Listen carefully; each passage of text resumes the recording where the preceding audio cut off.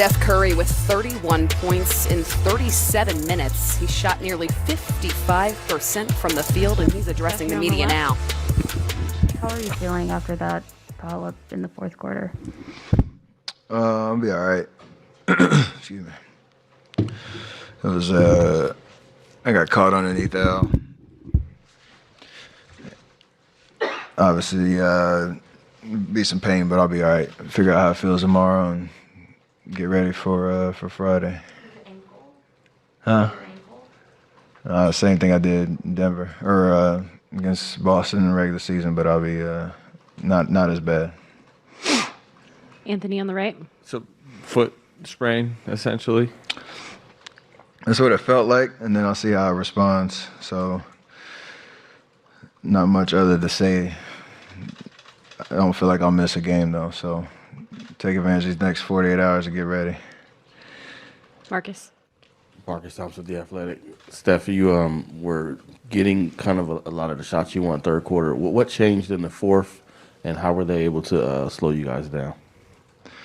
We had some unforced turnovers in the first couple possessions of the fourth, and that obviously led to them getting some easy buckets, extending the lead a little bit.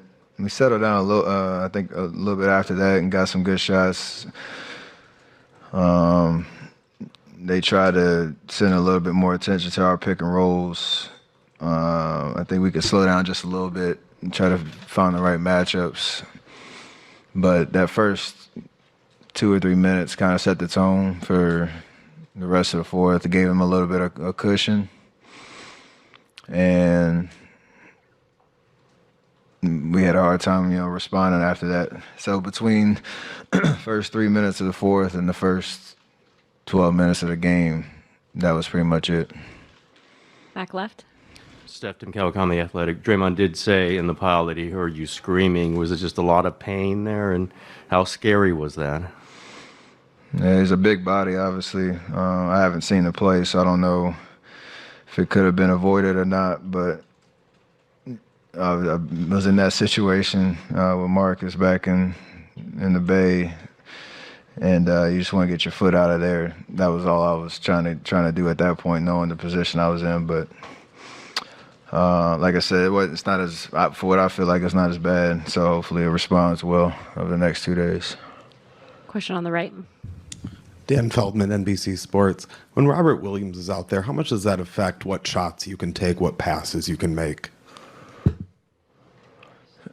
I mean, we've in our game plan we've talked about just being aware of where he is, because especially depending on who he's guarding, he can kind of come out of nowhere. There was a play early in the fourth. I got by Grant Williams. I thought I had a daylight to get a shot up, and underestimate how athletic he was and how much he could bother that shot. So there are situations where we can use that to our advantage, because he's going to be aggressive. He's going to keep trying to make plays on the ball. You got to be aware of where he is, because that's what he does for them on that end of the floor. Is that something you have to feel out game by game with his health, how much Y'all Sports? Was this one of those games when you start off early and you fall behind 10, 12 points? Did you feel like this was one of those games you had to hang around in, and maybe you could kind of steal it on the back end if you just stayed close enough? And, in relation to that fall, do you feel like maybe there's a little recklessness there in that situation, considering it's the second time that's happened to you against them this season? I mean, the first question is, you want to get off to a better start, because you got to know they're a lot better with that same, third quarter intensity where you're not on your heels for, big parts of the game and don't have to, win the game twice in a sense. So we got to correct that if we want to, get game 4. I don't really have any comments on the other play. I haven't really seen it yet. I just know, how it felt. Dan here in the middle. Steph, Dan Devine from The Ringer. When Clay was up here, he mentioned the fact that you've sort of been here before in 2015, down 2-1. I'm wondering if you see any similarities in terms of this Boston team, that Cavs team, the situations, the physicality in the series, any parallels you can draw as you move forward trying to get back into the series?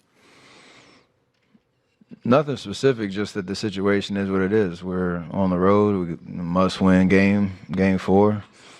We had a must-win game after a tough one in game 1, and we got game 2. So the flow, we still feel like we obviously can win the series, and we're gonna come out with the right intensity and focus in game 4. But to Clay's point, it does help knowing we've been through a little bit of everything over these last 8 years, and can draw on that experience of showing up, when you need to stay in the series.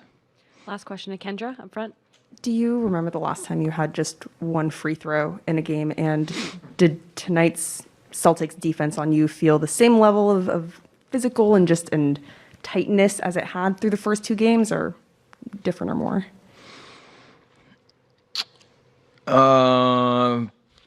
Felt the same. I mean, their personnel and the way that they defend, they are very physical. They have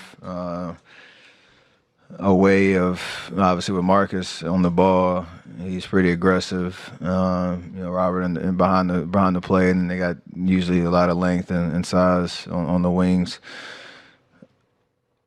I don't know why it was only one free throw. I felt like there were a couple possessions that could have, or plays that could have gone my way. It is hard to understand the flow of the game based on some of the calls that went my way, where I have 4, and you're having to defend a certain way because you want to stay on the floor and not allow that to impact the game. But you still got to find a way to be effective no matter how the game is being called. And it's a good lesson to learn for next game. Thanks, Steph. Jason First Tatum question with for Jason. 26